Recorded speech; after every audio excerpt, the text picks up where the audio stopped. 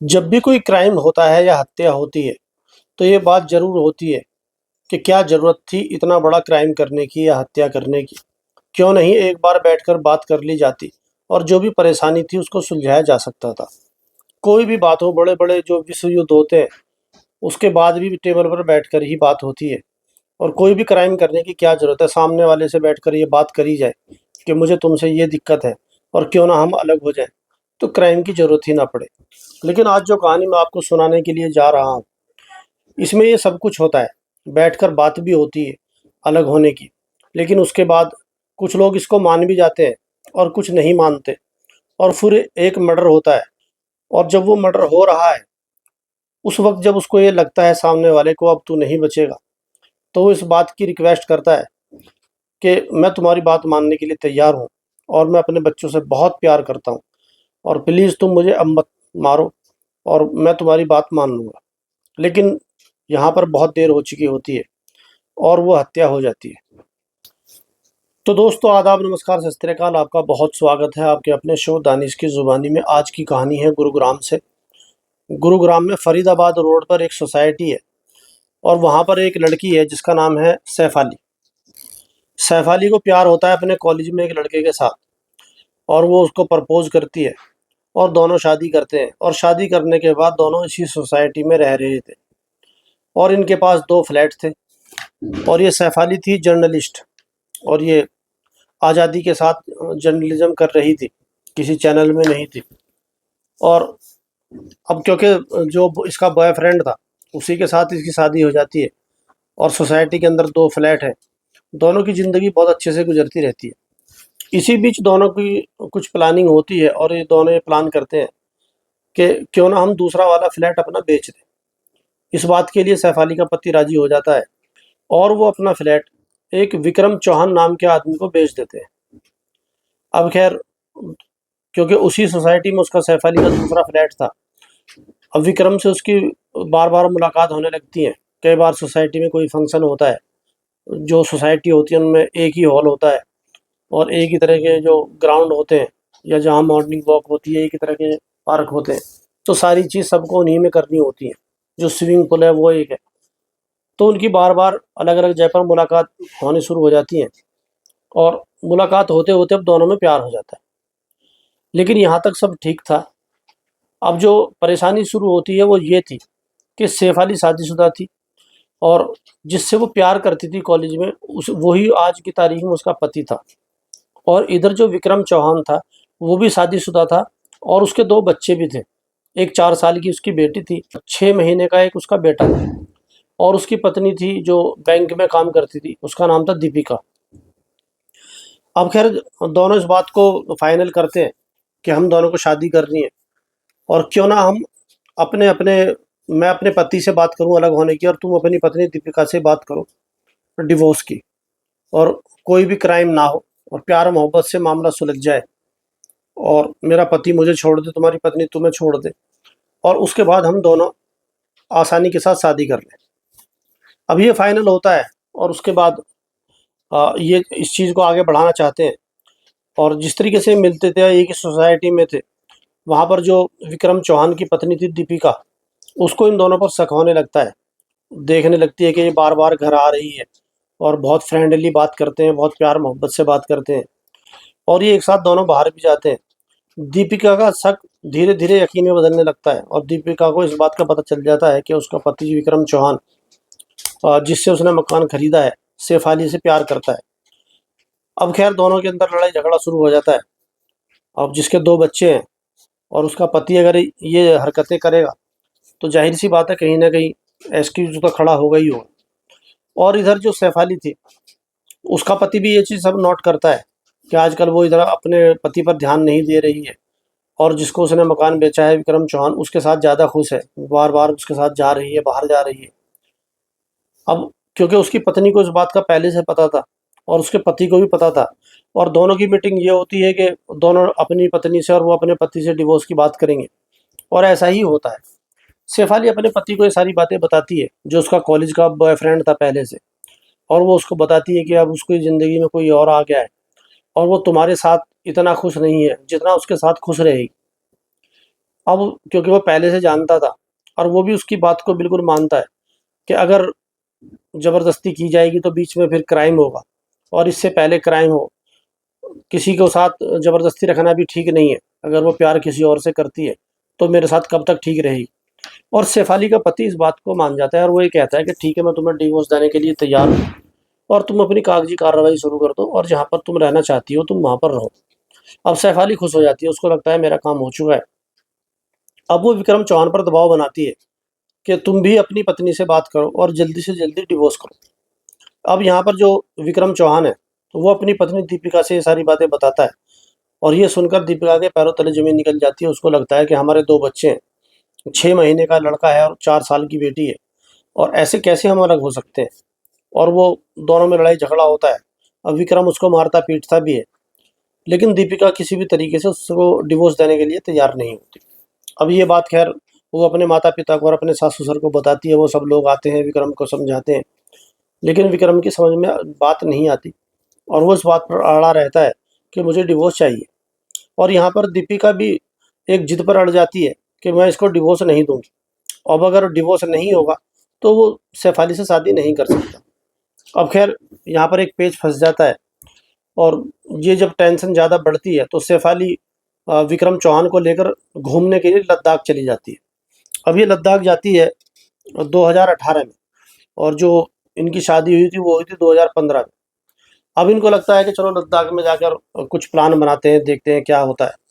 अब क्योंकि ये चाहते थे कि बात ऐसे ही निमट जाए, वो डिवोर्स दे दे और हमारी शादी हो जाए, लेकिन यहाँ पर दीपिका अटक जाती है।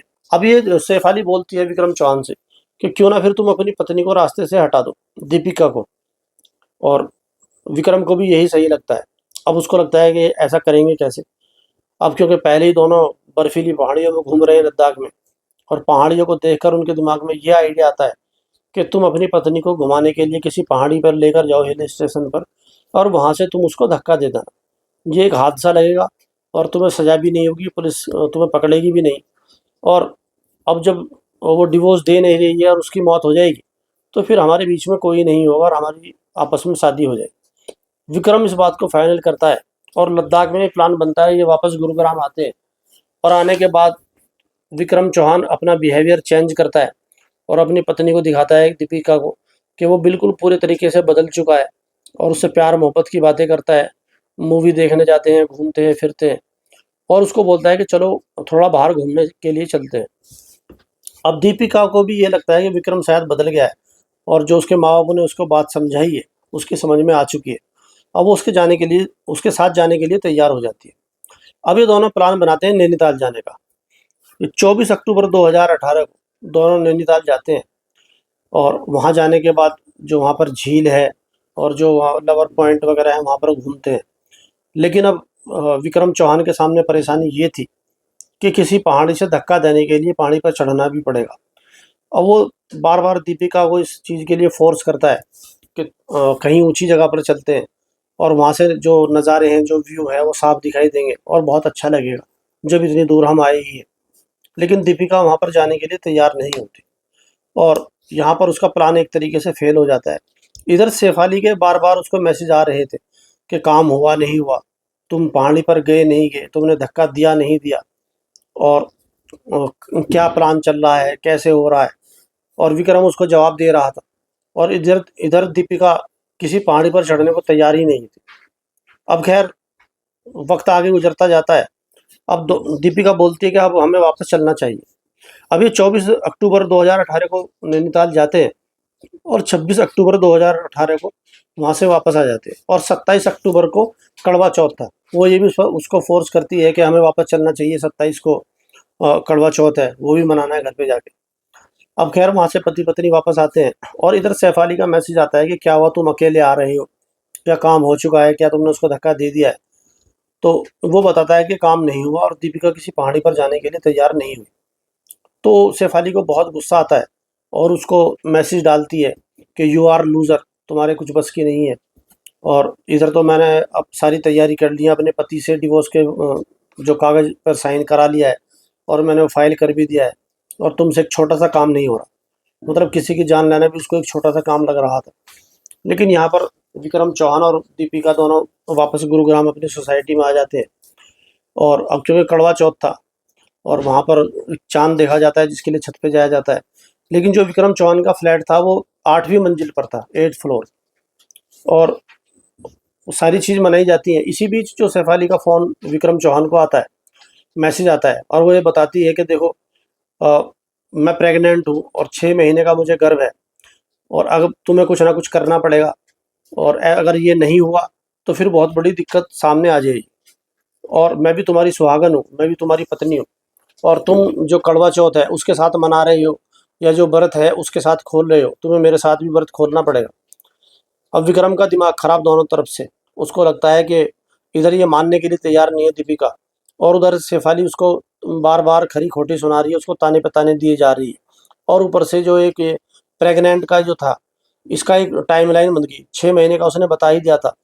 तो उसको लगता है कि 9 महीने मतलब बच्चे की डिलीवरी होने से पहले-पहले शादी होनी है। अब उसका दिमाग काम करना बंद कर देता है और जैसे ही दीपिका चाँद देखने के लिए बालकनी में आती है 8वीं मंजिल पर, तो जब वो नीचे की तरफ देखता है तो उसको लगता है कि मैं खामखा ही नैनीताल गया। तो ये काम तो यहीं पर हो सकता है, जो 8वीं मंजिल है, ये भी किसी पहाड़ी से कम तो है नहीं। और वो उसके साथ झगड़ा शुरू कर देता है। झगड़ा करता-करता उसको बालकनी में लेके आता है और बालकनी से दीपिका को उठाकर वो नीचे फेंकता है। और जैसे ही वो उसको नीचे फेंकता है तो दीपिका उसका हाथ पकड़ लेती है। अब दीपिका बालकनी से लटकी हुई है और वो चीख रही है, चिल्ला रही है और उसको लगता है कि अब तू नहीं बचेगी और ये विक्रम चौहान तुझे आज जान से मार देगा। और जब उसको ये लगता है कि तू बचेगी ही नहीं, तो वो अपनी जो आखिरी कोशिश थी, जो उसकी आखिरी लाइन थी वो ये थी कि मैं अपने बच्चों से बहुत प्यार करती हूँ। 6 महीने का हमारा बच्चा है, 4 साल की बेटी है, उनका क्या होगा? तुम एक काम करो, मुझे मारो मत, मुझे ऊपर चढ़ा लो, ऊपर खींच लो और हम आपस में डिवोर्स कर लेंगे और मैं तुमसे अलग हो जाऊँगी। अब क्योंकि दीपिका के लिए कुछ ज़्यादा था भी नहीं, क्योंकि उसकी पहले से ही बैंक में जॉब थी, एक कमाने वाली लेडी थी। लेकिन यहाँ पर विक्रम को लगता है कि बात अब बहुत आगे निकल चुकी है, अगर मैंने इसको ऊपर खींच लिया तो फिर ये मुझ पर मर्डर का केस भी लगा सकती है, जो भी उसके दिमाग में चल रहा था। और वो उसका हाथ छोड़ देता है। 8वीं मंजिल से नीचे गिरते ही दीपिका की मौत हो जाती है। उसके बाद वो लिफ्ट से नीचे जाता है, रोता है, चीखता है और कहता है कि वो चाँद देखने के लिए आई थी और जो ऊपर बालकनी में गमले वगैरह रखे थे उनको भी वो गिरा देता है। अब खैर पुलिस को फ़ोन किया जाता है, पुलिस मौका वारदात पर पहुँचती है।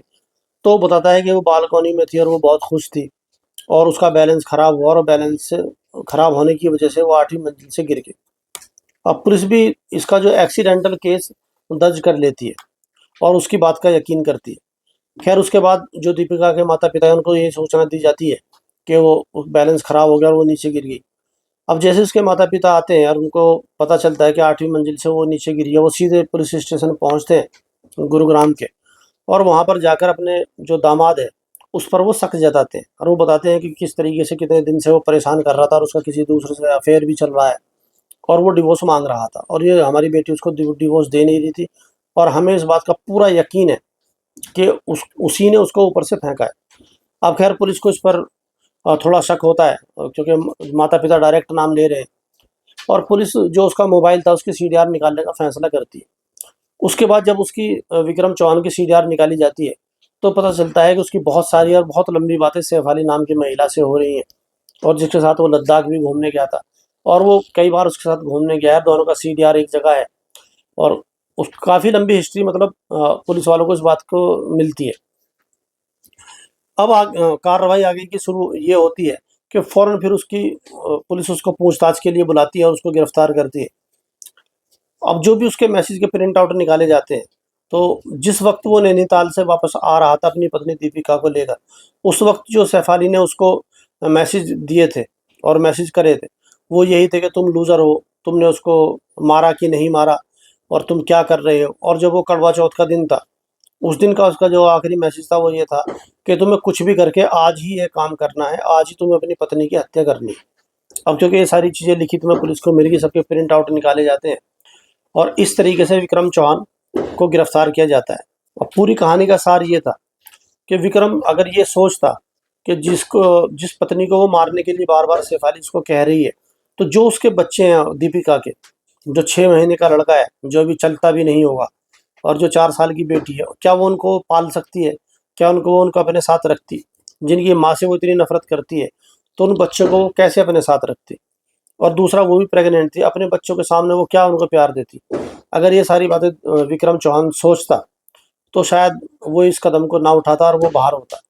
और दूसरा, जो शेफाली का पति था, वो एकदम इस बात के लिए राज़ी हो जाता है कि तुम डिवोर्स ले लो और मैं इसके लिए तैयार हूँ, जहाँ तुम खुश रह सकती हो तुम वहाँ पर खुश रह लो, और उसकी जान बच जाती है। तो ये थी आज की सच्ची घटना। इस घटना पर आपकी क्या राय है, कमेंट में ज़रूर बताएं, और चैनल को लाइक करें, सब्सक्राइब करें। अब आपसे मुलाकात हुई कल किसी दूसरी सच्ची घटना के साथ। तब तक अपना और अपनों का बहुत ख्याल रखें। बहुत बहुत धन्यवाद।